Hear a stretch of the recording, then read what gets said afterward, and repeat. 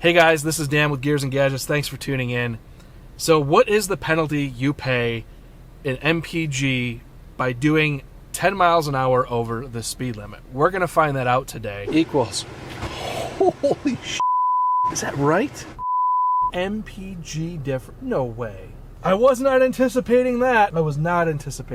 This is me from the future. You guys will see me very shocked at the end of this video because of how ridiculous this test ended up being, with the fact that this truck with me in it weighs just under 6,000 pounds.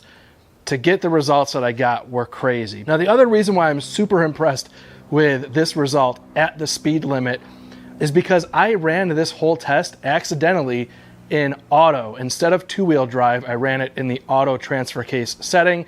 So theoretically, there was some bit of load on the front wheels here. Chances are not enough to really make a huge impact, but it might have even came back a mile or 2 miles per gallon better than what the results were that I got. So for those of you out there who are criticizing how I run these tests or how I drive, you are absolutely more than welcome to take your own truck or go out and buy your own truck and run your own tests driving around your city the same way that I did, in whatever fashion you want. I actually highly encourage it because I think the results are fascinating with the different areas that people live in, different speed limits, and how people drive their vehicles. I drive it the way I drive it. You want to drop comments, have at it. But again, this is, in my opinion, the most real world result that I can replicate for YouTube. But this test in particular is just to see what is the penalty you pay for driving over the speed limit. So let's get to it. I ran this video a couple days ago and I saw the comments, a handful of them, come in with people saying, well, of course you didn't get great gas mileage. I was doing 75 around the highway in my new 2024 GMC Sierra. This is the 3.0 Duramax, and it is rated to get 24 MPG, and I got just about that doing 75 around the highway. I was happy with that. Others said you can do much better. But I do not do the speed limit. I think doing the speed limit is kind of dangerous. It's the speed limit, so it's legal, so we're going to do it today, but you will see nothing but a whole bunch of Ricky Bobby. Well, what are those things? Are those the other cars?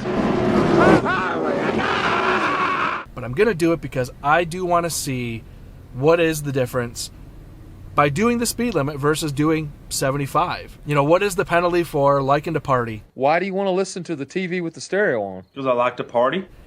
Doing 75 miles an hour like a complete hooligan. But look, honestly, I normally do 75, 80 in the Phoenix area because that is the flow of traffic. So it is a Monday night at 10 o'clock at night. Shouldn't be a whole lot of people out. So I'm trying to do this at the safest time that I possibly could. No chance I would do this during the day because honestly, you'd probably get rear-ended. We'll top her off and see how we do. Today we will not grab the gas. Oh, already. We are topped off. Let's roll. So here goes one of the sketchier videos, which who would have thought one of the sketchier videos that I was going to do was going to be doing the speed limit. So again, just a couple lights and then we're up on the highway. 65. Oh, how am I going to do this? This is unbearably slow. One thing that drives me absolutely nuts in the Phoenix area in particular, again, this is a pretty fast driving city, is, you know, not even the people that want to do 65 and sit in the right lane, fine. But there is this very strange kind of person that I just will never understand who gets on the highway and immediately has to cut across all lanes of traffic to get to the far left lane to then do 65. And it creates complete chaos. It's either an electric vehicle where they feel like, because I have an electric vehicle, I need to get all the way across the highway into the HOV lane because I have an EV and I belong over there, even though they could just spend their happy little life doing the speed limit in the right lane. They've got to try to kill everybody to get over to their HOV lane because they've got that little plate that says they can do it. There's also, it's like a Nissan Juke or Kia Soul. It's usually those kinds of people. Oddly enough, I really need to pay extra attention now because I have people coming up from behind me and passing me on all sides. If I don't get stopped for going too slow, I'll be kind of surprised. So, time to focus.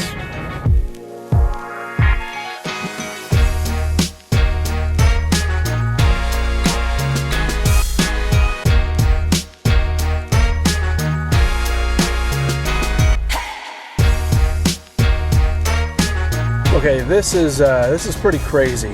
This isn't as sketchy as I would have thought, but it is still sketchy. It's one of those things where like literally everybody's passing me. Not something I'm used to, not something I will get used to because this is not how I drive. We are just about actually maybe going to trip 30 right now. We're at 29.9. There it is, 30 miles per gallon. Now that would be really insane to finish over 30 miles per gallon when the truck itself is rated to, I want to say it was 24. I don't remember. I'll post it here. I don't know. We'll see how it finishes out. But 34 miles in, sitting at 30 MPG, that puts it so far at an estimated 5 mile per gallon hit based on the run I did the other night. But again, I can't trust the dash because when I did this the other night, it was like off by 1.5 miles per gallon, somewhere in that range. The dash is never super accurate. So we'll do the manual calculation at the end and see how much of a hit it really takes to do an extra 10 miles an hour over the speed limit. But before that, the only those are the cars. Oh, that was a police officer. Oh my God, I just got passed by a PT Cruiser.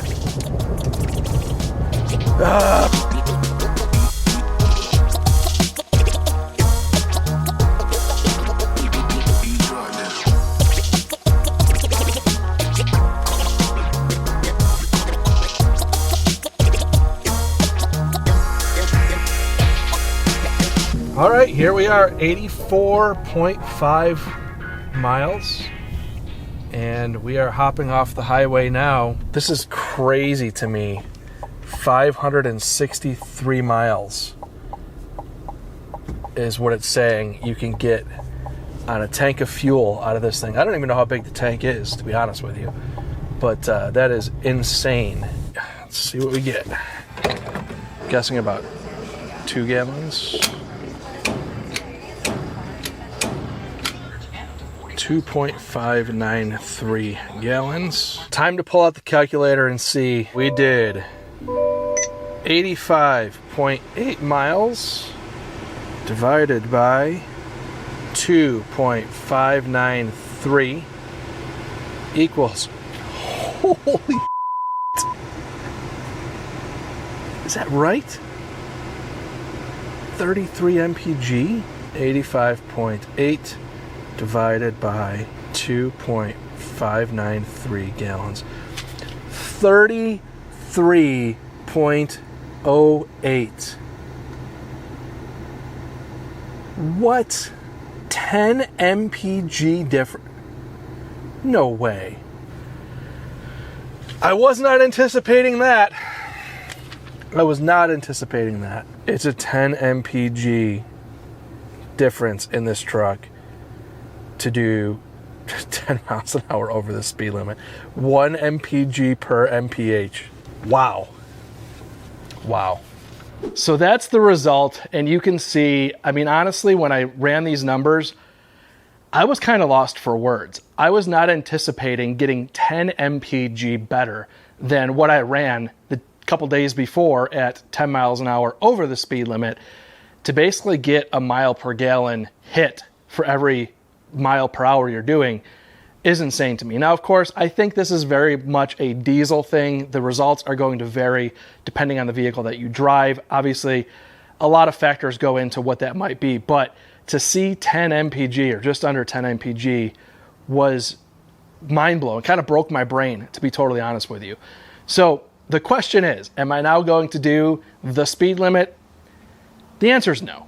Look, the truck exceeded the EPA estimates at doing 10 miles an hour over, which blows my mind, and I'm incredibly happy with that. But now knowing that the truck will do possibly 10 MPG better if I slow it down yeah, there might be some situations where I might take advantage of that, but probably not very often. If you're going to slow it down a little bit, it's kind of like a $3 bonus check.